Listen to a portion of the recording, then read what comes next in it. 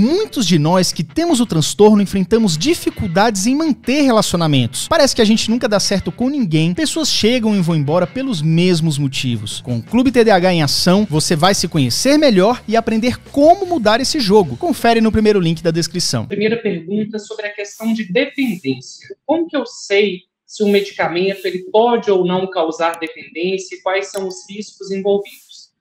A primeira coisa que a gente precisa separar aqui, Yuri, é o conceito do que é de fato dependência.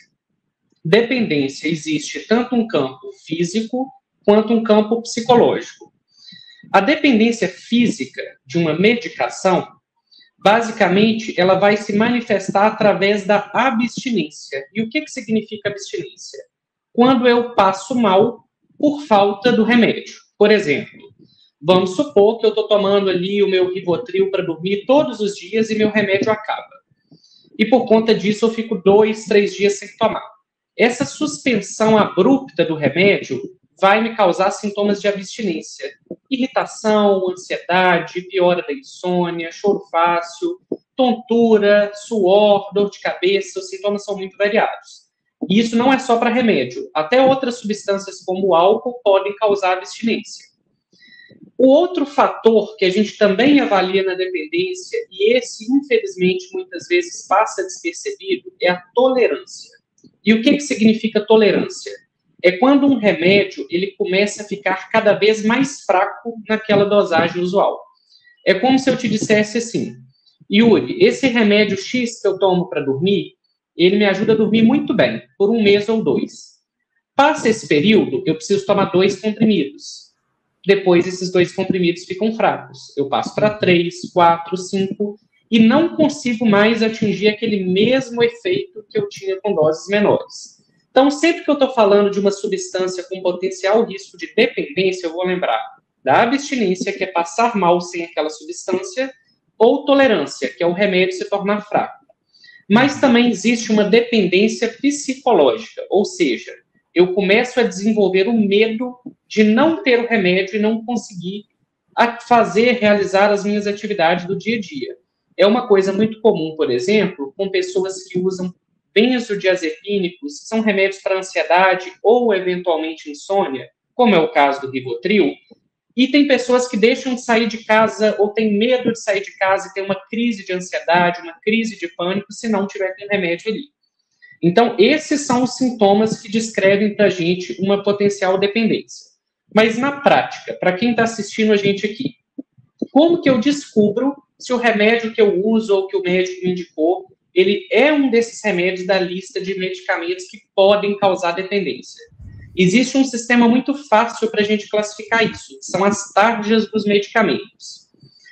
Vocês podem reparar que quase toda caixa de medicação, ela tem 3 possíveis tarjas. Tarja amarela, tarja vermelha ou tarja preta. Tarja amarela só significa que aquele remédio é um genérico, ou seja, ele tem o princípio ativo daquela substância. Por exemplo, o princípio ativo da Ritalina é o metilfenidato, do Venvance é a lisdexanfetamina. E se a tarja é amarela, eu estou comprando o genérico daquela medicação. Já a tarja vermelha é a tarja dos medicamentos vendidos sob receita controlada. E aqui já é interessante até a gente quebrar um dos mitos, que as pessoas acham que falar que um remédio é controlado significa que esse remédio causa dependência. Não é. Remédio controlado é remédio vendido sob receita. Já a receita tarja preta, que também é controlada, mas é uma receita diferenciada, são exatamente do grupo dos medicamentos que podem causar dependência. Agora, eu quero deixar um adendo muito importante aqui, Yuri, que é um dos maiores mitos que eu ouço sobre o TDAH. Os psicoestimulantes, então, o metilfenidato, que é a Ritalina, Concerta ou Ritalina LA, a lisdexanfetamina, que é o Venvance ou os análogos, são remédios tarja preta. Logo, a gente poderia assumir aqui que são remédios com alto potencial de dependência, como seria o caso também do Zolpidem para dormir ou do Rivotril para crise de ansiedade. Mas não é exatamente assim. Não é exatamente a mesma coisa, né? Existem medicamentos com potencial diferenciado de viciar ou não, né? Explica isso então, doutor. Exatamente. O que acontece, Yuri? Infelizmente, existe um mercado negro e um uso distorcido de psicoestimulante entre pacientes que não têm indicação. Quais são as indicações de psicoestimulantes na medicina? O TDAH, o transtorno de compulsão alimentar, especificamente falando do Venvanse ou lisdexanfetamina, e off-label, que significa um uso que não é formalmente aprovado, mas que pode ser usado para narcolepsia, que é uma condição que gera uma sonolência absurda durante o dia. Essas são as indicações dos psicoestimulantes. Porém, infelizmente, algumas pessoas usam essas medicações de maneira recreativa, para conseguir ficar acordado numa balada, para estudar virando uma madrugada numa prova, e outros fins que não são os indicados pela medicação.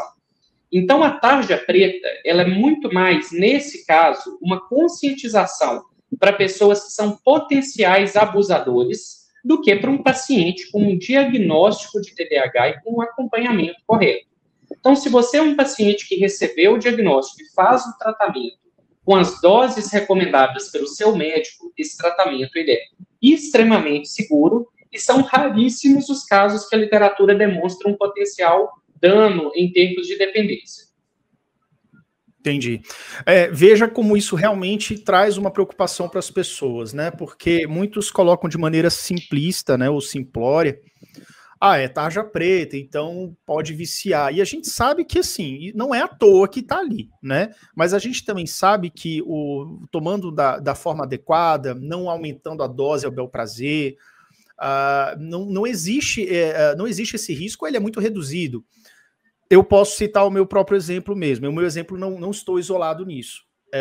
Eu posso tomar, vou botar a Ritalina, o metilfenidato, que é o mais comum, durante, sei lá, 6 meses, 8 meses, quase que ininterrupto, né?